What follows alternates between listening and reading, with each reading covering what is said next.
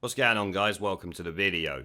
We're going to be taking a look at a Guardian article today from none other than John Bercow, who claims him and Parliament was right in their attempts to stop Brexit before the October deadline, along with making the incredible claim that he allowed these Remainers to block Brexit, to champion Parliament institutionally, and to try and make it look more like the country they were charged to represent. Which I'm sure has you all laughing your ass off, considering the majority of the constituencies in the United Kingdom voted for Brexit. So, let's take a look at this Guardian article and go over the complete nonsense that this idiot comes out with. It headlines, John Bercow on friends, enemies and the drama of Brexit. It is 11:30 AM on Wednesday the 25th of September 2019.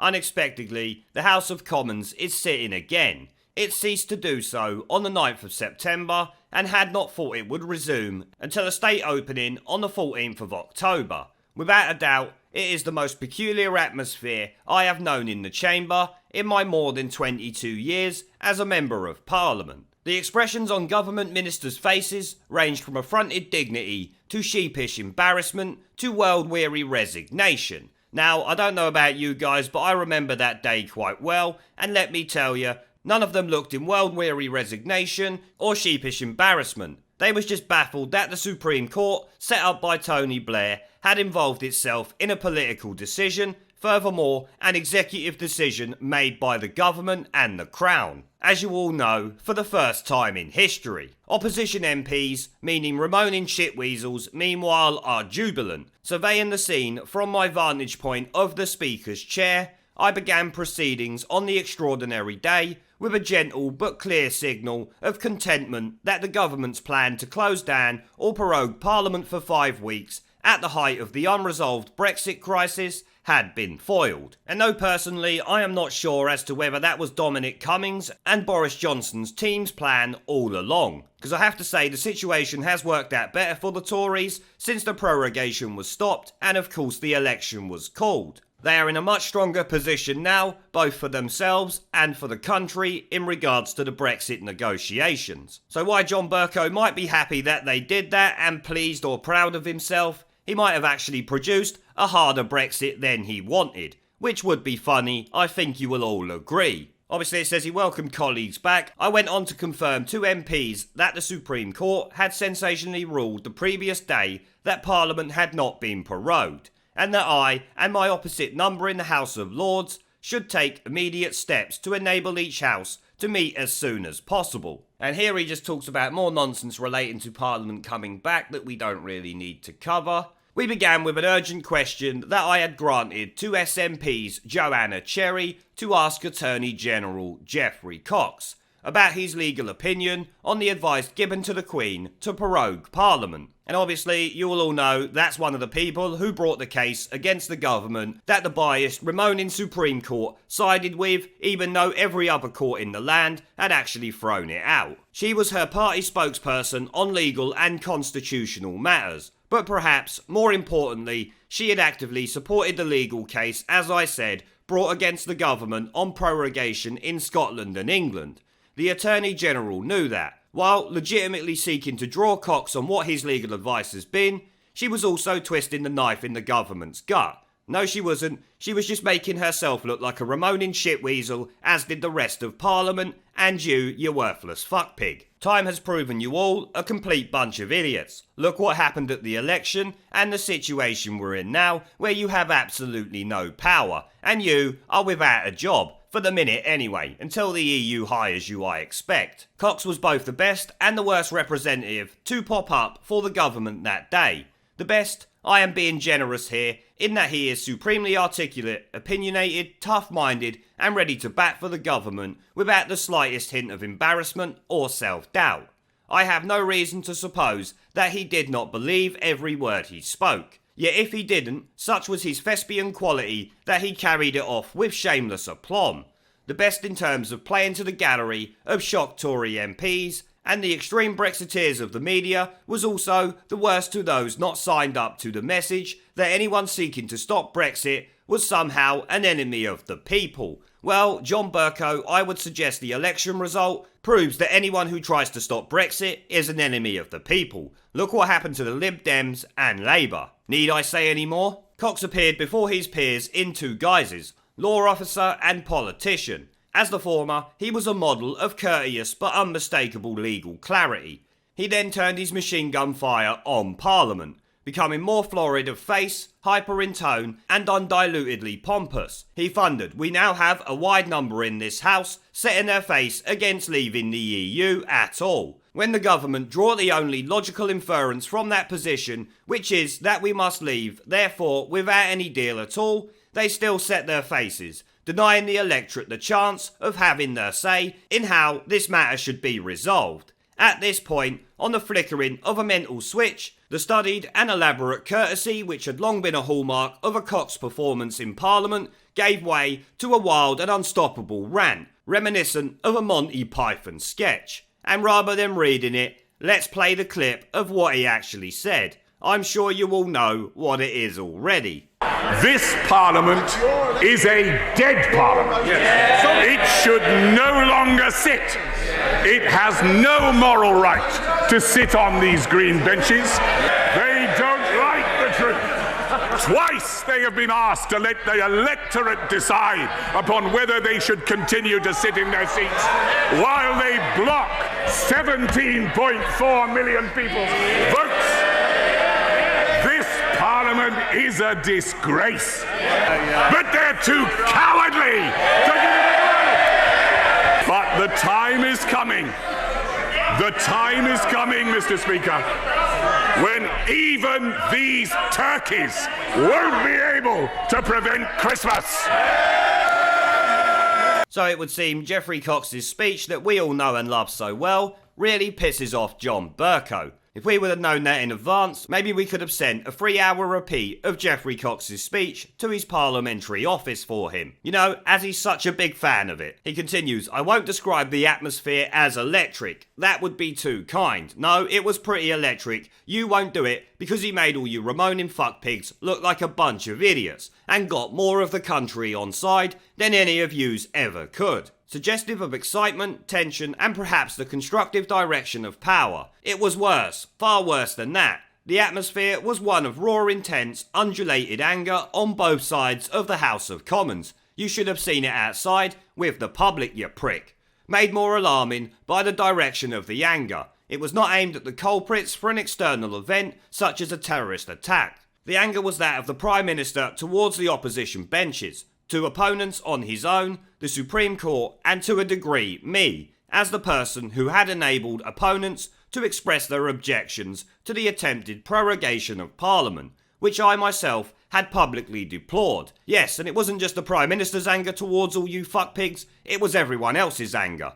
The whole country was behind the Prime Minister on that one, as we see by the results of the December election. You can't go against democracy and expect the majority to support you. It's kind of common sense. In more than 2 decades in the House, a period that included the most high-octane debates over the Iraq War, I had never known a mood so toxic. The PM's statement lasted 14 minutes, during which I had to call for order 4 times. In his second sentence, he referred to this paralysed Parliament, which it was. Barely 3 minutes later, he referred to the European Union Withdrawal Act, commonly known as the Ben Act, as we all know what it does, I'm not going to read that out, as the Surrender Act. Shortly afterwards, he declared that he thought that the Supreme Court was wrong to pronounce on what was essentially a political question, adding that he had done so at a time of great national controversy. I gently but firmly underlined the premium placed by Erskine May, the Bible of parliamentary procedure, on moderation and good humour in the use of language. Immediately afterwards, the PM referred to the Surrender Act, again, and rightly so. Paula Sheriff, constituency neighbour of the late Joe Cox, appealed to the Prime Minister not to resort to the use of offensive, dangerous or inflammatory language about legislation that he did not like. It wasn't just him who didn't like it, the public despised it also. His initial response was to say that he had never heard such humbug. This prompted outrage and fury on the opposition benches. Obviously, language that produced such upset was no accident. it was deliberate and calculated to press home his Parliament versus the people narrative. That narrative was not his, that narrative was the people's. Parliament did it to themselves. Boris Johnson didn't do it, it's not his narrative. You Remoaning fuckpigs caused it at the end of the day. Plainly to be used intensively in an upcoming election campaign, which it actually really wasn't. His motto was, get Brexit done. We didn't really hear much about people versus Parliament. He didn't need to at the end of the day, the public supported Brexit. And at least if they didn't support Brexit, a lot of them supported democracy. But right, we'll skip over these last few bits as this seems to be going on forever, this article, and we'll get down to the meat and drink of the final parts. Here he's talking about his approach as Speaker. My entire approach in more than a decade in the chair was to seek to increase the relative authority and influence of the legislator, specifically the House of Commons, in its dealings with the executive, the government. It was never any part of my role to serve as a nodding donkey or quintessent lickspittle of the executive branch of our political system. As I had foreshadowed in seeking election as Speaker in 2009, I did not want to be someone, but to do something. The something was to stand up for Parliament, encourage the House to take control of its own core functions, and to assert its rightfully and unsparingly to scrutinise the government of the day. Yes, John Bercow, that might be all and well, but it never had the right to stop the will of the people, prick. I find it unbelievable how this guy speaks about how he did all this and that, and it's going to continue now. Governments want a passive speaker who will diplomatically stand aside and leave them to call the shots. I never had the slightest interest in playing that role. Likewise, within the House administration, there was always people for whom the status quo was very comfortable and who resisted any change that would threaten that comfort and privilege. My responsibility was not just to sit there, lazily administering the existing order. Rather, it was to keep the best and, whether alone or with others, to improve the rest. Specifically, as Speaker, I had a duty to stand up for MPs individually, to champion Parliament institutionally, and to try and make it look more like the country we are charged to represent. Which personally I find an amazing thing to say, as I said at the beginning. The majority of the country voted for Brexit. The majority of the constituencies voted for Brexit. Many of the Remoaning MPs who worked with you to stop Brexit last year represented Leave voting constituencies. As we see, a lot of them got kicked to the curb or drained from the swamp, whichever you want to call it. To sit there and say you wanted to try and make it look more like the country you were charged to represent is a slap in the face to the electorate and makes me so happy that you are not likely to get a peerage to the House of Lords, you fucking prick. What absolute cunt comes out with that? And it's going to continue. It was perhaps a fitting, albeit unanticipated denouement to my tenure to end as I had begun, following the first Speaker to be forced to resign in 300 years.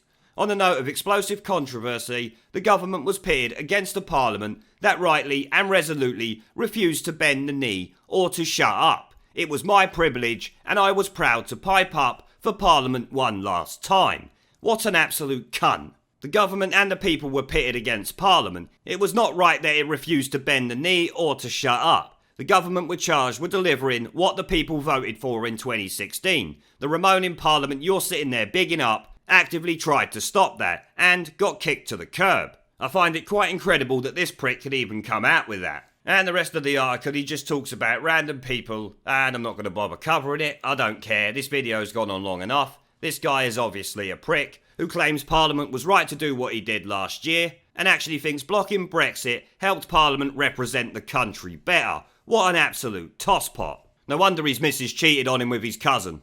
But on that note, guys, I am going to end the video there. It's been a bit of a long one, but this guy was consistently talking shit, and it seems has got so much time on his hands, he can write a few thousand-word fictional essay in all that free spare time. As some of you will know, I have started doing live streams and uploading gaming content on my second channel. If you are interested in joining me for a chat in real time during one of my live streams, have an interest in gaming related content on YouTube, or simply want to follow me over there because you are a legend, the link to subscribe will be down in the video description and as a pinned comment. I hope to see you all there. Now, as always, I want to thank our YouTube, PayPal, Patreon and Subscribe Star members for supporting the channel, along with everyone who watches my videos. Remember to let me know what you guys think down in the comments section below. Leave a like, subscribe with a notification bell and share this video as it helps the channel a lot. And I'll see you all in the next one. There is a pattern consistent throughout history of oppressed people turning on the oppressors. Slaves against their owners, the peasantry against the feudal barons, colonies, Mr. Verhofstadt, against their empires. And that is why Britain is leaving. And it doesn't matter which language you use, we are going and we are glad to be going. We're off. Remoan!